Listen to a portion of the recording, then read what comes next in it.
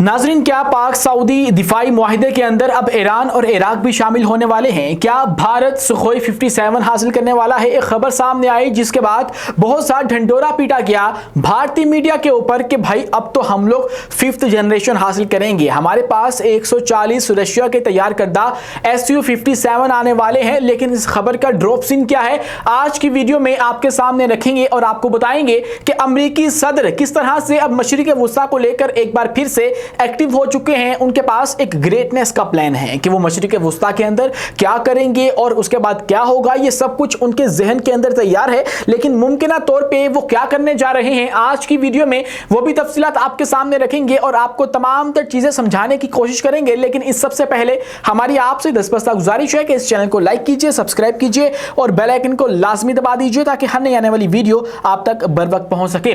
दोस्तों, ईरान वो मुल्क है जो कि कुर्रे अर्ज के ऊपर वो वाहिद मुल्क है जो कि पाक सऊदी दिफाई मुआहिदे के अंदर अगर शामिल हो जाए तो सबसे ज्यादा सूटेबल कंट्री होगा और ये मुस्लिम मुल्क जो दुनिया है उसके लिए सबसे बेहतरीन ऑप्शन होगी। अदरवाइज अगर हम लोग देखें मगरबी दुनिया के पॉइंट ऑफ व्यू से तो ये एक इंतहाई लीथल और डिस्ट्रक्टिव जो ऑप्शन है वो तस्वुर की जाएगी, क्योंकि ईरान वो मुल्क है जो कि कभी भी इजराइल को एक्सेप्ट नहीं करेगा अगर मसला फ़लस्तीन हल नहीं होता है। तो उसके बाद एक और जो मसला है इन तमाम तर मुमालिक का वो ये है कि इजराइल इनका मुश्तरका दुश्मन बन चुका है। और अब इससे पहले अक़वाम मुत्तहिदा के अंदर ईरान ने यह बरमला कह दिया था कि मैं पाक सऊदी दिफाई मुआहिदे का खैर मकदम करता हूं और उसके बाद पूरी दुनिया को यह पता लग चुका था कि ईरान इशारों किनारों में यह बात कह रहा है कि भाई अब मैं भी पाक सऊदी दिफाई मुआहिदे का हिस्सा बनना चाहता हूं। लेकिन अब अचानक से इस सब मुआहिदे के अंदर इन 3 मुमालिक के अंदर इराक का जिक्र होने लगा है और यह जिक्र जो है वो ईरान की जानिब से ही किया गया है और एक तरह से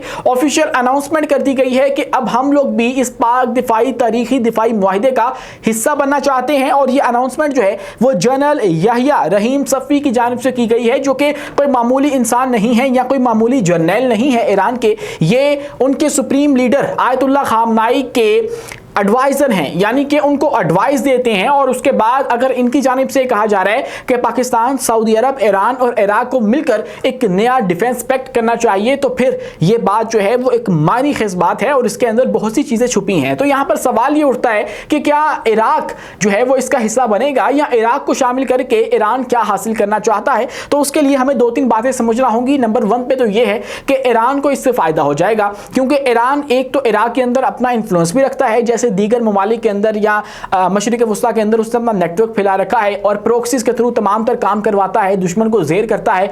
इजराइल के ऊपर लुबनान से हमले, यमन से हमले, सीरिया से मामला जो है वो तमाम तर ममालिक के अंदर वो ईरान का ही उसके अंदर कहीं ना कहीं जाकर हाथ जो है वो नजर आता है। तो ऐसे में जो इराक है वहां पर भी उसने रिसेंटली जो अपना इन्फ्लुएंस है वो कायम किया है, वहां पर भी उसके मिलिशिया काम करते हैं और उसके बाद जो इराकी गवर्नमेंट है वो भी उसकी मसले की मुनासबत के मुताबिक है। और उसके बाद देखिए कि वहां पर भी शिया गवर्नमेंट है, यहां पे भी शिया गवर्नमेंट है। और उसके बाद जो इराक है वो इजराइल के बिल्कुल पास आ जाता है, मतलब मेजर डिफरेंस जो ईरान और इजराइल के माबैन है वो इराक का है। उसके बाद जॉर्डन छोटा सा मुल्क है और उसके बाद जाकर इजराइल आता है। तो अगर इराक इस दिफाई मुआहिदे का हिस्सा बन जाता है तो फिर क्या होगा, फिर यह होगा कि इराक के अंदर भी ईरान को, पाकिस्तान को और सऊदी अरब को अपने पंजे गाड़ने में आसानी हो जाएगी। अगर ये दिफाई मुआहिदा होता है तो फिर हम लोग अपनी अफवाज भी वहां पे भेज सकते हैं, वहां पे एक नया फौजी अड्डा भी कायम कर सकते हैं। जब यह हो जाएगा तो फिर इजराइल को नकेल डालने में आसानी होगी, हम लोग उसको फौरी तौर पर इराक से ही जवाब दे सकेंगे। बहुत ज्यादा लेंथ का जो वाया है वो खत्म हो जाएगा और ईरान जो है वो इराक का इस्तेमाल करके इजराइल को निशाना बना सकता है। लेकिन यहीं पर पाकिस्तान के साथ भी इराक के जो ताल्लुकात हैं वो रिसेंटली बहुत ही ज्यादा इस्तवार हो चुके हैं। उनके मुतअद्दिद जो कमांडर्स हैं वो पाकिस्तान आए रिसेंटली, अभी 2 हफ्ते पहले की खबर है, और यहाँ पर आकर उन्होंने हमारे जो इस्लामाबाद हेडक्वार्टर्स हैं उनका दौरा किया और वहां पर उन्होंने हमारे एयर चीफ के साथ मुलाकात भी की और उसके अंदर फिर उन्होंने पायलट्स की जो ट्रेनिंग है उसको भी शेयर करने की बातें की, जो तरबियती प्रोग्राम है उनका भी आगाज करने की जो बातें हैं वो हुई। और उसके बाद पाकिस्तान ने इराक की हेल्प भी की और उनको इलेक्ट्रॉनिक वॉरफेयर सिस्टम भी हमने एक तैयार करके दिया उनके साथ मिलकर और वो वहां पे नस्ब हो चुका है। तो यूं हम लोग इराक के साथ ऑलरेडी बहुत सारा डिफेंस शेयर कर रहे हैं और अब अगर ये वाला फॉर्मूला एक्सेप्ट कर लिया जाता है पाकिस्तान और सऊदी अरब की जानिब से तो फिर ये बहुत ही वेल एंड गुड हो जाएगा और और इराक के जरिए हम लोग इजराइल को काबू कर पाएंगे। एक तरफ तो ये चल रहा है, तो दूसरी जानिब दोस्तों जो मशरिक वुस्ता को लेकर अमेरिकी सदर का प्लान है वो इस वक्त खबरों की ज़ीनत बना हुआ है कि भाई अमेरिकी सदर अब क्या करने जा रहे हैं, क्योंकि उन्होंने हालिया ट्वीट में ये बात कह दी है कि we have a real chance for greatness in the middle east, यानी कि मशरिक वुस्ता के अंदर मैं कोई अजीम शान काम करने जा रहा हूं या अपॉर्चुनिटी पैदा हो चुकी है। All are on board for something special first time ever, यानी कि मैंने सबको ऑन बोर्ड भी ले लिया जो फ्री कैन हैं और सारे के सारे तैयार हैं, कुछ स्पेशल हम लोग कर सकते हैं, ये उनका कहना है। अब देखना ये होगा कि ऑन बोर्ड किसको लिया है। रिसेंटली मुलाकात उन्होंने की है पाकिस्तान से और पाकिस्तान के आर्मी चीफ से और पाकिस्तानी प्राइम मिनिस्टर से, और वो मुलाकात जो है वो अपनी वैल्यू अलग से रखती है और उसके अंदर हो सकता है मुमकिन तौर पे इस हवाले से बातचीत हुई हो, लेकिन इस हवाले से फिर मुतअद्दिद जो ज़राए हैं वो अपना अपना जो प्लान है वो बता रहे हैं। और एक साउथ एशिया इंडेक्स नामी एक अकाउंट है जो कि डिफेंस की खबरें काफ़ी जो है वो डिटेल में शेयर किया करता है, और जो जानते हैं इस तमाम तर मामलात को उनको पता है कि ये एक अकाउंट अच्छा अकाउंट तस्वुर किया जाता है। तो इसने एक प्लान जो ट्रंप का शेयर किया उसके अंदर सबसे पहले ट्रांजिशनल गवर्नमेंट है जो कि गजा के अंदर होगी और वो चेंज होगी गवर्नमेंट। उसके बाद टोनी ब्लेयर जो है बरतानवी साबिक वज़ीर आज़म वहां के आके वज़ीर आज़म बनेंगे, यानी कि वो हेड करेंगे। उसके बाद एक पीस आर्मी बनाई जाएगी मुस्लिम नेशंस की, तमाम तर मुस्लिम अफवाज की मिलाकर एक फोर्स बनाई जाएगी।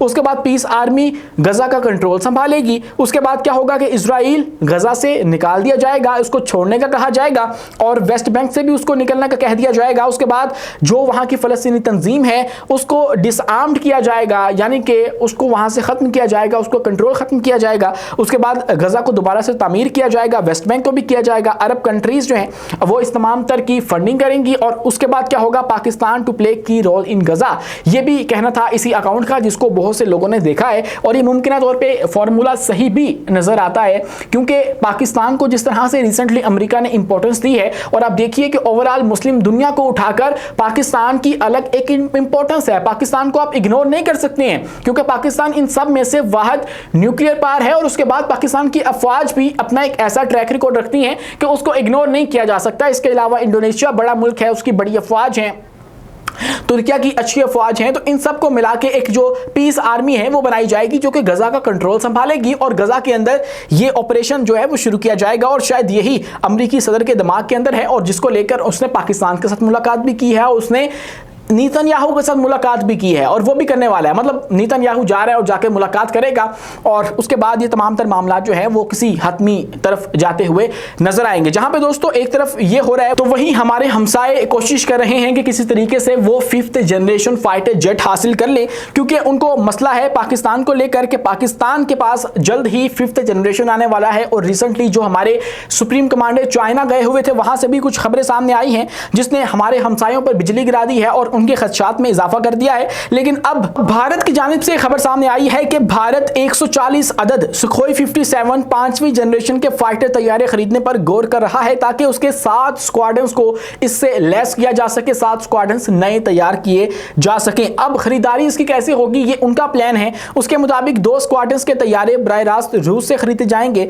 मजीद 5 स्क्वाड्रंस के तैयारे भारत में लाइसेंस के तहत तैयार किए जाएंगे। मुमकिन तौर पर हिंदुस्तान एरोनॉटिक्स लिमिटेड जो है हेल इनकी कंपनी है वो एक प्लांट जो है वो लगाएगी, उसके बाद उसके अंदर ये तैयार किए जाएंगे। उसके बाद इस फ्लीट की जो तादाद होने वाली है वो हर स्क्वाड्रन में तकरीबन 20 फाइटर होते हैं और यूं भारत को तकरीबन 140 अगली नस्ल के फाइटर जेट मिल जाएंगे। लेकिन अब इसके ऊपर जो भारतीय मीडिया है वो तो बहुत सी खुशखबरियां जो है वो सुना रहे हैं कि भाई हमने तो बड़ी कामयाबी जो है वो अचीव कर ली है, लेकिन यहां पर आपको हकीकत नहीं भूलनी चाहिए।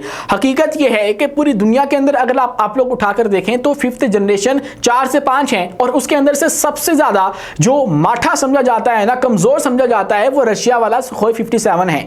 और चूंकि रशिया जो है वो इसके ऊपर उस तरह से काम भी नहीं कर रहा, रशिया की अपनी एक जंग जारी है, उनकी जो असलासाज फैक्ट्रियां हैं उनको निशाना बनाया जाता है, उनकी जो प्रोडक्शन लाइन है वो इस वक्त डिस्टर्ब हुई पड़ी है। तो यहां पर एक चीज ये भी है कि अभी तक रशिया ने जो कुल मिलाकर तैयारे सुखोई 57 तैयार किए हैं अपने लिए, प्रोटोटाइप्स को मिलाकर वो 22 से 42 के करीब हैं, यानी कि टोटल अभी तक उनके पास 22 से 42 हैं, उनमें से ये एक्सपेक्ट करें कि हमें 140 मिल जाएंगे। मतलब रशिया जो कि सुखोई 57 जो है वो मजीद तैयार भी उस तरह से नहीं कर रहा और है भी एक कमजोर तरीन तैयारा, उस पर ये शादियाने बजा रहे हैं, तो ये इनको मिलेगा कैसे? सवाल तो यहां पर ये पैदा होता है क्योंकि एक स्क्वाड्रन के अंदर तकरीबन 20 के करीब जो तैयारे हैं वो आ जाते हैं, या आप कह लीजिए 32 आ जाते हैं। तो इतना जो स्क्वाड्रन, ये 7 के 7 स्क्वाड्रन्स एक्वायर करना चाहते हैं, ये क्या रशियन को दे पाएगा? ये जो चीज़ है वो इनके ख्वाबों को चकनाचूर करने वाली है और यहाँ से इनके लिए एक अलार्मिंग सूरत हाल जो है वो पैदा हो चुकी है। आज के लिए इतना ही। अपने मेज़बान उमैस मुनीर को दीजिए इजाज़त। मिलते हैं अगली वीडियो में किसी नई मालूमात के साथ। शुक्रिया, अल्लाह हाफिज़।